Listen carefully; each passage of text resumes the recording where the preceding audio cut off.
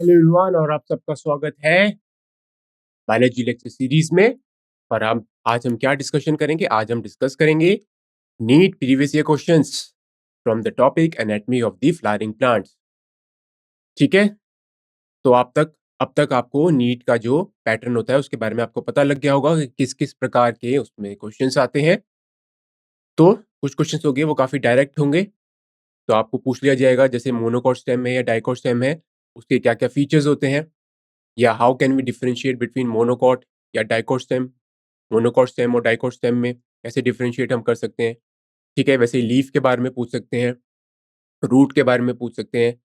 फिर कुछ क्वेश्चंस होते हैं जहाँ पे उन्हें हम कहते हैं स्टेटमेंट बेस्ड क्वेश्चन, जहाँ पे आपको स्टेटमेंट दी गई होगी और आपसे पूछा जाएगा कि you have to choose the correct answer, correct statement. ठीक है, आपको उसमें से करेक्ट स्टेटमेंट या इनकरेक्ट स्टेटमेंट चूज करनी होती है।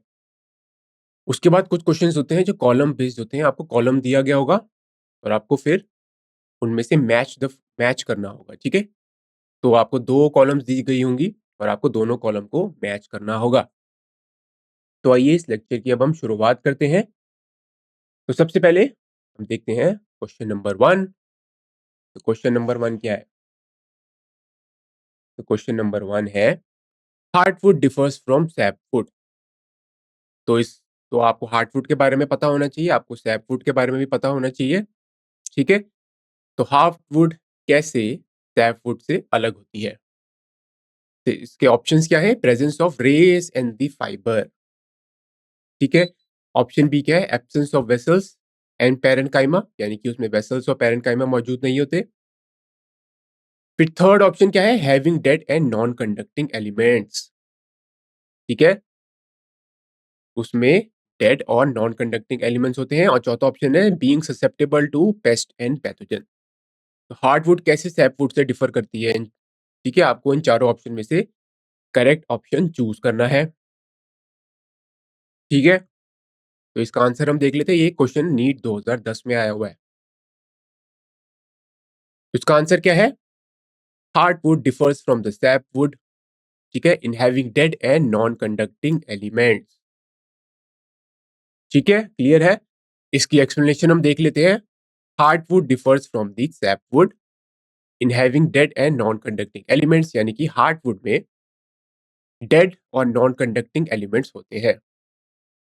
अब जो ओल्ड ट्रीज होते हैं, ठीक है, जो काफी पुराने पेड़ होते हैं, the inner region that comprises dead elements, ठीक है, with tightly dignified wall is called hardwood. ठीक है, जो इनर रीजन होता है, ठीक है, जिसमें डेड एलिमेंट्स होते हैं और उसकी वॉल्स जो होती हैं वो काफी लिग्निफाइड होती है। ठीक है, ये जो इनर रीजन होता है इसे हम बोलते हैं हार्डवुड। अब जो हार्डवुड होती है डज नॉट कंडक्ट वाटर, ठीक है, ये कोई वाटर भी कंडक्ट नहीं करती है, but it gives mechanical support to the stem. ठीक है, on the other hand the peripheral region, जो बाहर का रीजन होता है वुड का, उसे हम कहते हैं sapwood, and that is lighter in colour, यानी कि वो काफी लाइट रंग का होता है, हल्के रंग का होता है। अब जो सैपवुड होती है it is involve in conduction of water and minerals from root to the leaf. Sapwood जो होती है इसमें जो सेल्स होते हैं वो क्लॉग्ड नहीं होते। हार्डवुड में क्या होता है? टाइलोसिस मौजूद होता है। ठीक है, और सैपवुड जो होती है उसमें सेल्स जो होते हैं, ठीक है, वो cells can do the conduction of the water, यानी कि वाटर की वो ट्रांसपोर्टेशन कर सकते हैं। कहाँ से? रूट से लीफ की हो। तो रूट आपको पता है it is present below the ground, ये अंडरग्राउंड होती है। और रूट क्या करता है? ये पानी को ऑब्जॉर्ब करता है। ठीक है, और फिर जो भी कंडक्टिंग एलिमेंट्स मौजूद होते हैं वुड में, उनके द्वारा ये लीफ तक पहुंच जाता है। ठीक है, क्लियर है? आगे चलते हैं अगले क्वेश्चन पे। तो अगला क्वेश्चन है, फिर से एक्सप्लेनेशन हम देख लेते हैं। सैपवुड और हार्डवुड दोबारा हम देख लेते हैं। तो सैपवुड क्या होता है? द पेरिफेरल या outer lighter colored layer of wood in a tree that is responsible for transporting water and the nutrients।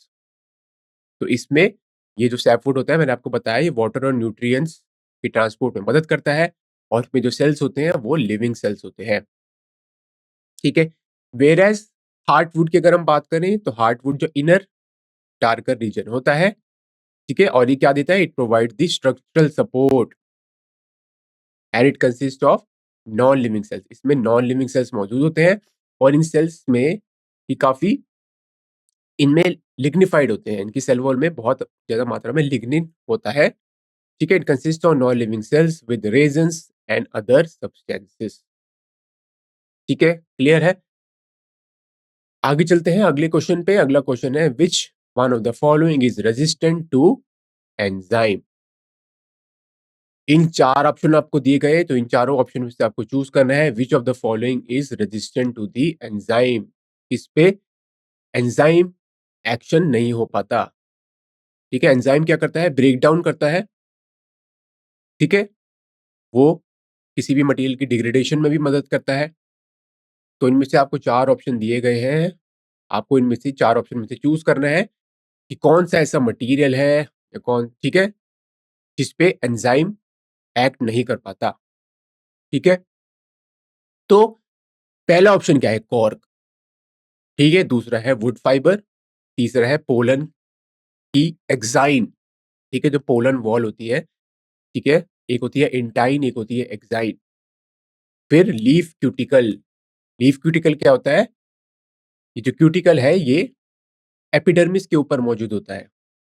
तो cuticle is present outside the epidermis, ठीक है, और it covers the epidermis and it provides protection, ठीक है। तो इसका answer हम देख लेते हैं, इसका आंसर क्या होगा? इसका आंसर है पोलन एक्साइन। तो pollen exine is resistant to the enzymatic attack. तो इसकी एक्सप्लेनेशन देख लेते हैं। पोलन जो एक्साइन होती है वो एंजाइमेटिक एक्शन से रेजिस्टेंट क्यों होती है?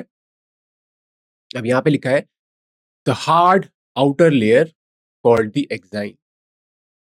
तो पोलन की जो आउटर लेयर होती है उसे हम बोलते हैं exine and it is made up of sporopollenin. Sporopollenin की बनी होती है, which is one of the most resistant organic material, ठीक है। Now it can withstand high temperature and strong acids, ठीक है। तो स्पोरोपोलिनिन का बना होता है जो कि मोस्ट रेजिस्टेंट ऑर्गेनिक, ठीक है, मटीरियल है। और ये जो सब्सटेंस होता है it can also withstand high temperature and strong acid, ठीक है, एंड एल्कली एज वेल। और इसकी वजह से no enzyme can degrade sporopollenin as so far known. तो कोई भी एंजाइम ऐसा मौजूद नहीं है अब तक जो स्पोरोपोलिनिन को डिग्रेड कर सके, ठीक है। तो स्पोरोपोलिनिन बहुत ही रेजिस्टेंट ऑर्गेनिक मटेरियल है। आगे चलते हैं अगले क्वेश्चन पे। तो अगला क्वेश्चन क्या है? For a critical study of secondary growth in plant which of the following plant is which of the following pairs is suitable. तो अगर हमें सेकेंडरी ग्रोथ की स्टडी करनी है, ठीक है, for critical study of the secondary growth, इनमें से इन प्लांट्स में से कौन सा पेयर चूज करेंगे सेकेंडरी ग्रोथ को स्टडी करने के लिए प्लांट्स में? तो for a critical study of secondary growth in plants which one of the following pairs is suitable? देख लेते हैं ऑप्शन टीक और पाइन, फिर सेकंड ऑप्शन है दियोदार एंड फर्न, थर्ड ऑप्शन है wheat and made in hair fern, और चौथा option है शुगर केन एंड सनफ्लावर, ठीक है। आपको इनमें से करेक्ट पेयर चूज करना है जो कि सेकेंडरी ग्रोथ की स्टडी में मदद करता है, ठीक है। देख लेते हैं इसका आंसर। इसका आंसर क्या है? Teak and pine. तो टीक और पाइन ऐसे एक ट्री है जो कि जिनमें हम सेकेंडरी ग्रोथ की स्टडी आसानी से कर सकते हैं। अब इसकी एक्सप्लेनेशन देख लेते हैं। Teak and pine are more suitable for the study of the secondary growth because in secondary growth secondary tissues are formed from the lateral meristem। तो हमने ये पहले इस बारे में चर्चा करी है कि lateral meristem is involved in the secondary growth, ठीक है, which is well developed in these two cases and secondary growth occurs in gymnosperm as well as in the dicot, ठीक है। तो यहाँ पे ये क्या कह रहा है कि इन प्लांट्स में, ठीक है, lateral meristem होती है वो बहुत ही वेल डेवलप्ड होती है, ठीक है। तो अगर हम लैटरल मेरिस्टेम की बात करें, lateral meristem it is involve in the secondary growth, ये सेकेंडरी टिश्यूज ऐड करती है। It also helps in the increase of the girth, या हम कह सकते हैं डायमीटर, डायमीटर ऑफ द, क्या, डायमीटर ऑफ द ट्री। ठीक है। अब लैटरल मेरिस्टेम, ठीक है, दो प्रकार की है, कॉर्क कैम्बियम भी है और वेस्कुलर कैम्बियम, ये दोनों लैटरल मेरिस्टेम होती है और ये सेकेंडरी टिश्यूज ऐड करती है। ठीक है। इसकी वजह से टीक और पाइन जो है, इनमें बहुत ही well develop second lateral meristem होती है, जिसकी वजह से इसमें बहुत ही अच्छी सेकेंडरी ग्रोथ होगी और इसी वजह से इन दोनों प्लांट को हम स्टडी कर सकते हैं फॉर स्टडिंग दी या for analysing the secondary growth. अब अगले क्वेश्चन पे चलते हैं। अगला क्वेश्चन है स्टील से रिलेटेड। ठीक है। तो एक प्रकार का स्टील होता है एक्टोफ्लोइक साइफनोस्टील। ये जो क्वेश्चन है नीट 2004 में आया हुआ है। तो एक्टोफ्लोइक साइफनोस्टील आपको पता होना चाहिए क्या होता है, तभी आप इस क्वेश्चन का आंसर कर सकते हैं और आपको उसके एग्जांपल्स भी पता होने चाहिए कि एक्टोफ्लोइक साइफनोस्टील किस किस प्लांट्स में मौजूद होता है। तो पहला क्या है, Osmunda and Equisetum. Osmunda and Equisetum. B है मार्सिलिया और ट्राइकियम। सी है एडियंटम एंड कुकुरबिटेसी। और डी है टिक्सोनिया एंड मेडन हेयर फॉल। ठीक है। तो चार ऑप्शन आपको दिए गए हैं, आपको इन चार ऑप्शन से चूज करना है, ठीक है, कि किस में एक्टोफ्लोइक साइफनोस्टील मौजूद होती है। ठीक है। तो इसका आंसर हम देख लेते हैं। इसका आंसर है ऑस्मुंडा एंड इक्विसिटम। तो एक्टोफ्लोइक जो साइफनोस्टील होती है वो क्या होती है, तो यहाँ पे जो सेंट्रल पिथ होती है, ठीक है, पिथ जो होती है वो सेंटर में होती है। It is surrounded by xylem, फिर फ्लोएम, पेरिसाइकिल और एंडोडर्मिस। अब एंडोडर्मिस क्या होता है, द इनर मोस्ट लेयर, ठीक है, of the cortex is known as the endodermis. अब एंडोडर्मिस के नीचे क्या होता है, पेरिसाइकिल। और पेरिसाइकिल के नीचे क्या होगा, वेस्कुलर वेस्कुलर बंडल्स, ठीक है, जाइलम और द फ्लोएम। और फिर सेंटर में पिथ मौजूद होती है। अब एक्टो साइफनोस्टील में क्या होता है, फ्लोएम जो होता है it occurs only outside the xylem. तो जाइलम, तो फ्लोएम जो होता है वो आउटर साइड पे मौजूद होता है। ठीक है। तो phloem occurs only outside the xylem. ठीक है। एग्जाम्पल क्या है, इक्विसिटम ऑस्मुंडा। ठीक है। ये जो प्लांट्स है इनमें एक्टो साइफनोस्टील मौजूद होती है, जहां पे फ्लोएम जो है वो बाहर की साइड होता है। ठीक है। अब नेक्स्ट क्वेश्चन क्या है, नेक्स्ट क्वेश्चन जो है वो लेंटिसेल्स पे बेस्ड है। ठीक है। तो आपको पता होना चाहिए लेंटिसेल्स क्या होते हैं, स्टोमेटा क्या होते हैं, और आपको सारे प्रोसेस पता होने चाहिए, गट्टेशन क्या होता है, ब्लीडिंग क्या होता है, ट्रांसपीरेशन क्या होता है। ठीक है। तो ये क्वेश्चन नीट 1991 में आया हुआ है। तो लेंटिसेल्स, लेंटिसेल्स आपको पता होना चाहिए इनका रोल क्या होता है और ये कहाँ मौजूद होते हैं। तो लेंटिसेल्स ज्यादातर कहाँ मौजूद होते हैं, वुडी स्टेम में। और इनका फंक्शन क्या होता है, ऑप्शन देख लेते हैं। पहला ऑप्शन है ट्रांसपीरेशन, यानी कि ट्रांसपीरेशन क्या होता है, loss of water.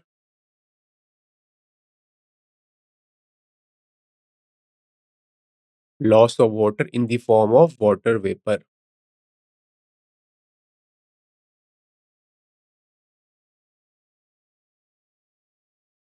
This is known as transpiration.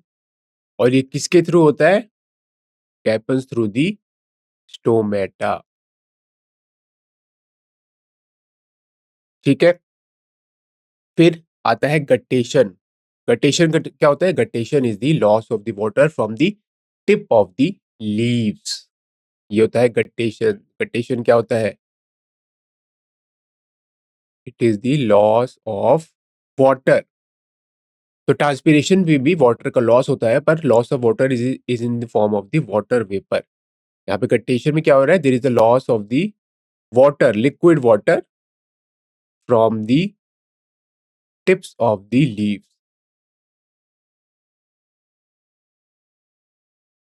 ठीक है।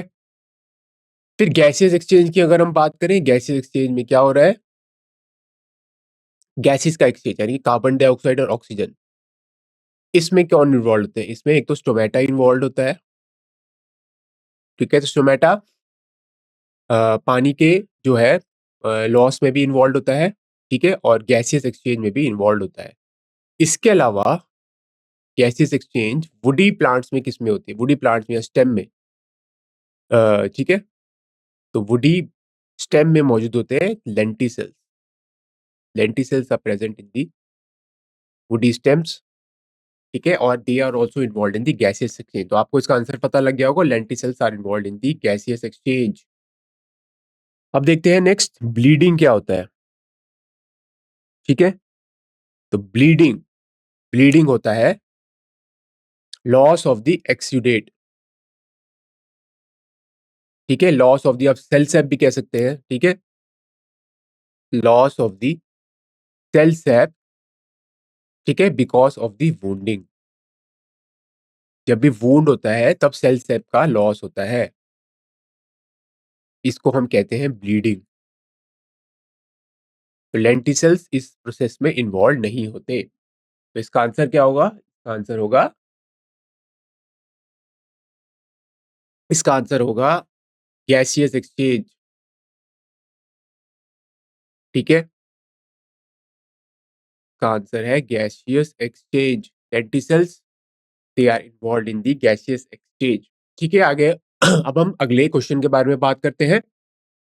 तो अगला क्वेश्चन क्या है, which of the following meristem is responsible for extracellular secondary growth in dicots.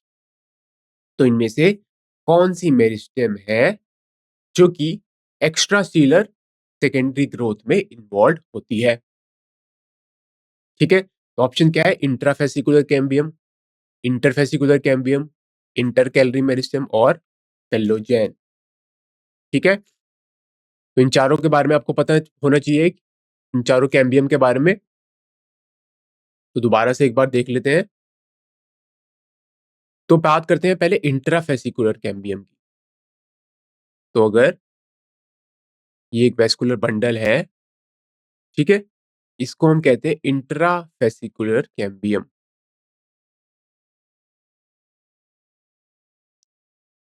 ठीक है। फिर ये, इसको कहते हैं हम इंटरफेसिकुलर कैम्बियम,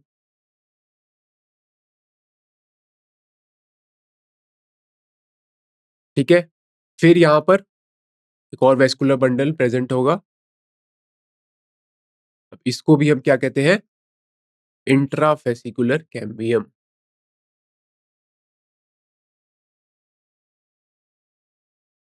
ठीक है। अब ये इंटर और इंटरफेसिकुलर कैम्बियम मिला के एक रिंग बनाती है कैम्बियम का, ठीक है, it forms an entire ring of the cambium.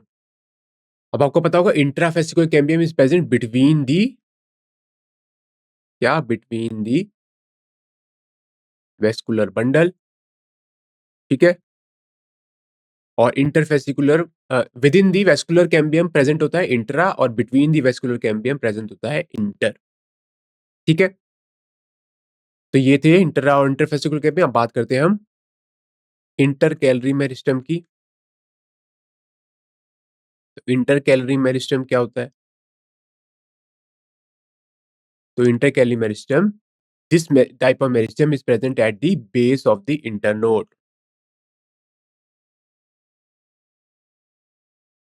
Internode के बेस पर ये मौजूद होता है, ठीक है, and it helps in the elongation of the stem,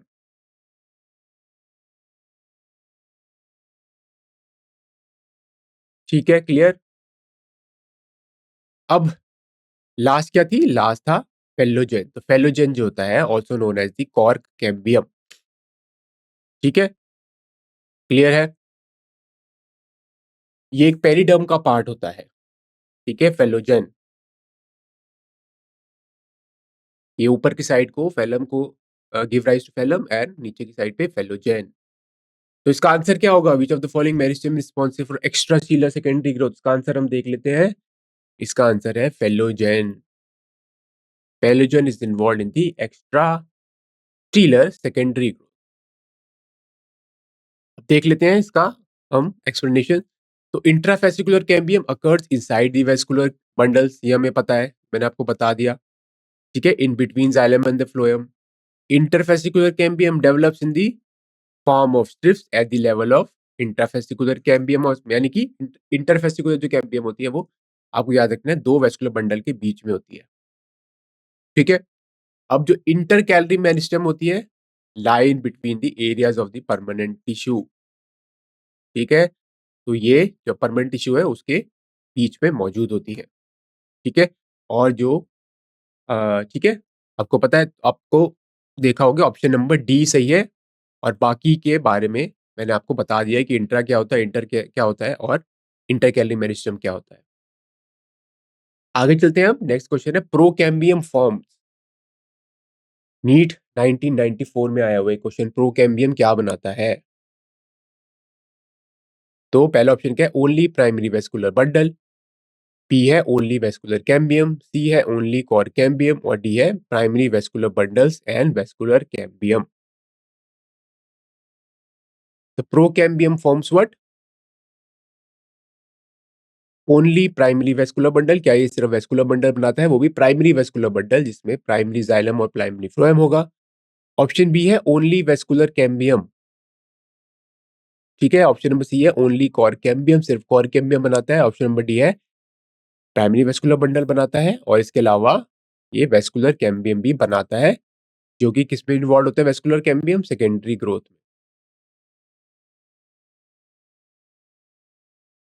is involve in the secondary growth. अब इसका आंसर देख लेते हैं, ओनली प्राइमरी वेस्कुलर बंडल्स इसका आंसर है।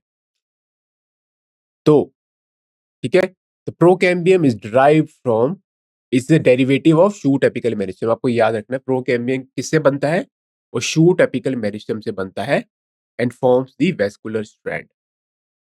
ठीक है, अब प्रोकैम्बियम जो होता है, it is a type of meristematic tissue, इसमें मेरिस्टेमेटिक टिश्यूज इन्वॉल्व होते हैं। अब मेरिस्टेमेटिक टिश्यू की क्या इनकी वो प्रॉपर्टी होती है?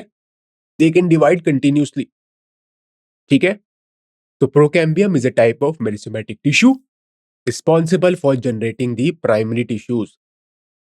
तो इसकी वजह से प्राइमरी टिश्यूज बनते हैं within the vascular system of the plants. Now comprising continuously dividing cylindrical cell, तो इसमें जो सेल्स होते हैं वो कंटिन्यूसली डिवाइड करते रहते हैं। ठीक है, the procambium plays a pivotal role in the formation of the primary xylem and the primary phloem in mature stem and the roots।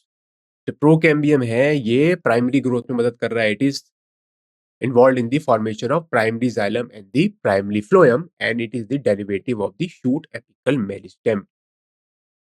ठीक है, आगे चलते हैं अब। तो अगला क्वेश्चन क्या है, as a secondary growth takes place, ठीक है, in a tree the thickness of, जैसे जैसे सेकेंडरी ग्रोथ होती है ट्री में, तो थिकनेस ऑफ किसकी बढ़ती है? हार्टवुड या सैपवुड, या दोनों की थिकनेस इंक्रीज होती है, या दोनों की थिकनेस में कोई भी बदलाव नहीं आता, कि बोथ रिमेन द सेम। ठीक है, दोनों समान रहते हैं। तो इसका आंसर हम देख लेते हैं, हार्टवुड इंक्रीजेस, हार्टवुड की थिकनेस इंक्रीज होती है। एक्सप्लेनेशन, हार्टवुड आपको पता है is the central would of a mature dicot stem, and it is non functional part of the secondary xylem. ठीक है, नॉन फंक्शनल पार्ट होता है, ये कोई भी वाटर कंडक्ट नहीं करता, और इसमें डेड सेल्स मौजूद होते हैं, एंड देयर इज, और सेल्स होते हैं काफी लिग्निफाइड होते हैं, and they do not conduct any water, no conduction